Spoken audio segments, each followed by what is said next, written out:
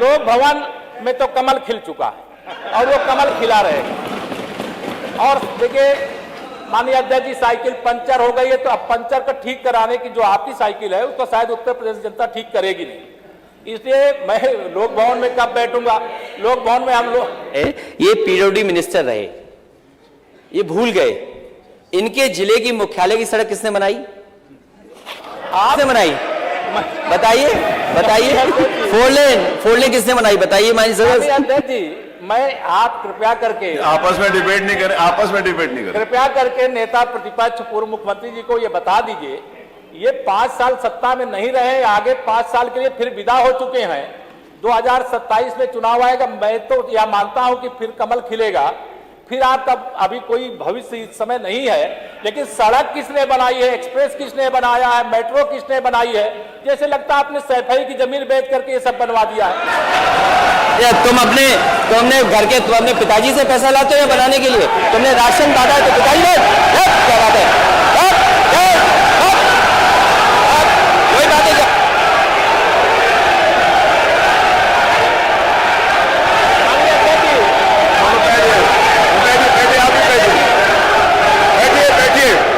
बैठिए, आप भी बैठिए, राजेश जी आप भी बैठिए, सब लोग बैठे, आप भी बैठिए, आप भी बैठिए, सब लोग, नेम जी बैठिए, राजीव बैठो, आप भी बैठिए प्लीज, आप भी बैठे, आप बैठिए, आप बैठिए। जवाब हो गया, उन्होंने दे दिया, आप बैठिए, आप हो गया जवाब, वो नेता है ना माननीय खैर जी ने दे दिया, आप बैठिए, आगे बातचीत चलने दीजिए, बैठिए। नहीं कड़वी बात अगर कही है तो कड़वी बात सुनिए भी ना, दोनों बात, आपने भी कड़वी बात कही, उन्होंने सुनी, उन्होंने कड़वी बात की, आप सुनिए, बैठिए, बैठिए मनीष जी, मनीष सिंह जी बैठिए, आप भी बैठे, सब लोग बैठे। अध्यक्ष जी,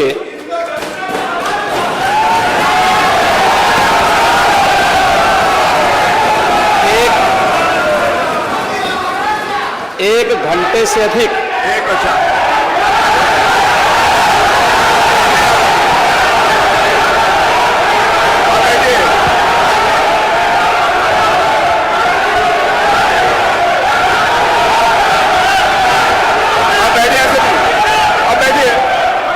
माननीय अध्यक्ष जी, नेता सदन खड़े हैं, माननीय आप अनुमति दे चुके हैं, उसके बाद ये शोर शराबा ठीक नहीं है, ये उचित बात नहीं। अध्यक्ष जी, 1 घंटे से अधिक पूरा सदन माननीय नेता प्रतिपक्ष को सुनता रहा। बड़ी शालीनता के साथ उन्होंने अपनी बात कही। विपक्ष के नेता का जो दायित्व था, उन्होंने अपने कर्तव्यों का निर्वहन किया, हम लोगों ने सुना। इस सदन में और सरकार के उप मुख्यमंत्री अपनी बात को रख रहे हैं, बीच में रनिंग कमेंट्री का मतलब क्या है? और दूसरा, एक सम्मानित नेता के खिलाफ असभ्य शब्दों का प्रयोग हो, तो शब्द का प्रयोग हो, तो ठीक नहीं है। और मैं बड़ी विनम्रता से कहूंगा नेता प्रतिपक्ष को कि आपको इतना उत्तेजित नहीं होना चाहिए। देखिए, सफाई की बात नहीं कर रहा हूं मैं, सवाल सफाई का नहीं है। देखिए, हम लोग भी जो विकास कार्य करा रहे हैं, या आपकी सरकार के समय जो विकास कार्य हुए होंगे, ये हमारी ड्यूटी थी। सरकार होती है और हर सरकार को अपनी उपलब्धि को कहने का अधिकार है।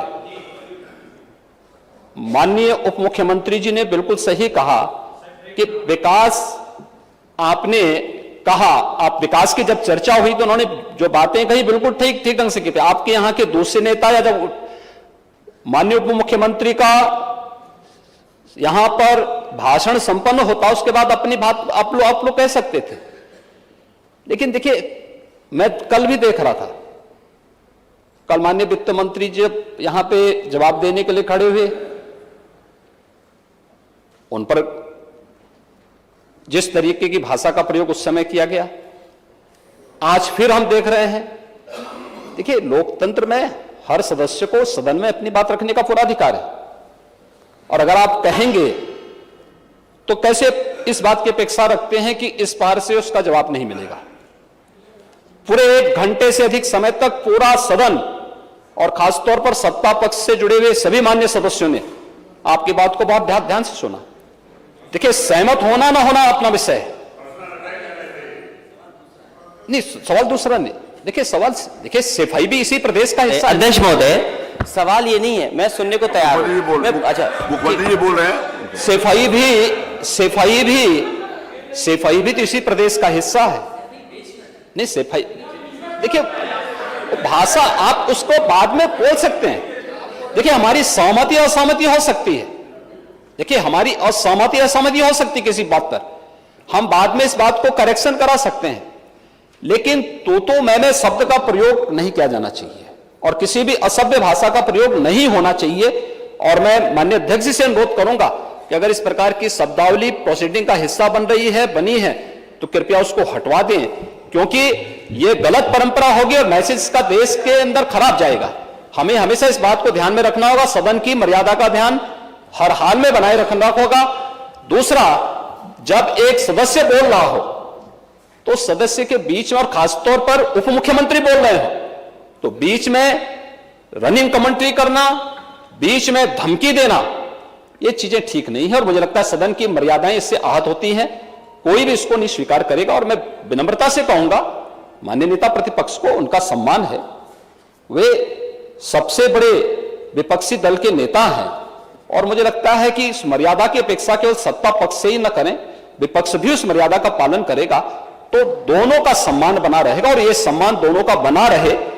देखिए सहमति और सहमति लोकतंत्र की ताकत है, यह आवश्यक नहीं, हम ये नहीं कहते हमारी बात से सहमत हूं, या मैं ये भी नहीं कह सकता कि मैं आपकी बात से सहमत हूं।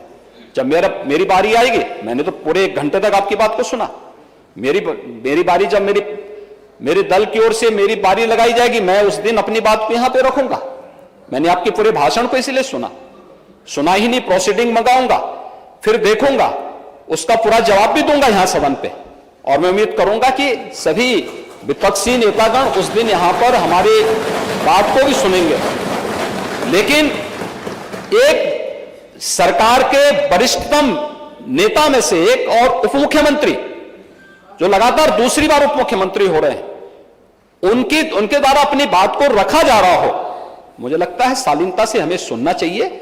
अगर हमें लगता है गलत हो रहा है, देखिए बहुत सारी चीजें अगर हम भी इस बात को कहते, बहुत सारी चीजें नेता प्रतिपक्ष भी ऐसी थी जो आपत्तिजनक हो सकती थी, हमने सुना, भाई हमें जो स्वीकार करना होगा स्वीकार करेंगे और उसका जवाब देंगे भी, लेकिन बीच में इस तरीके की उत्तेजना दिखाना उचित नहीं है। देखिए माहौल इससे खराब होता है और अनावश्यक रूप से बाहर मैसेज खराब जाता है।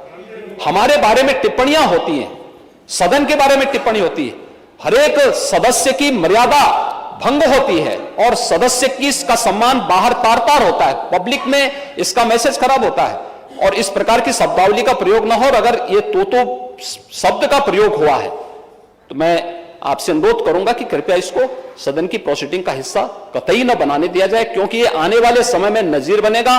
फिर यही होगा जो इससे पहले इस सदन में होता रहा है, उस चीज को हर हाल में रोकना होगा। और मैं आपसे विनम्र अनुरोध करूंगा कि ये रनिंग कमेंट्री, बीच में धमकी देना, ये चीजें बंद होनी चाहिए। अच्छा होगा कि कार्रवाई को दिखवा लूंगा। धन्यवाद। मैं कार्रवाई को अध्यक्ष महोदय,